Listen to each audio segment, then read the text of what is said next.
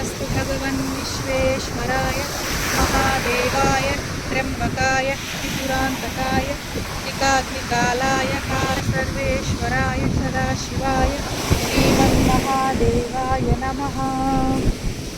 ॐ नमस्ते अस्तु भगवन् मृत्युञ्जयाय सर्वेश्वराय सदाशिवाय श्रीमन्महादेवाय नमः। निबन्धनान् मृत्योर्मुक्षीयमामृतात्। ॐ त्र्यम्बकं यजामहे सुगन्धिं पुष्टिवर्धनम् उर्वारुकमिव बन्धनान् मृत्योर्मुक्षीयमामृतात्। ॐ त्र्यम्बकं यजामहे सुगन्धिं पुष्टिवर्धनम् उर्वारुकमिव बन्धनान् मृत्योर्मुक्षीयमामृतात्। ॐ नमः शिवाय। ॐ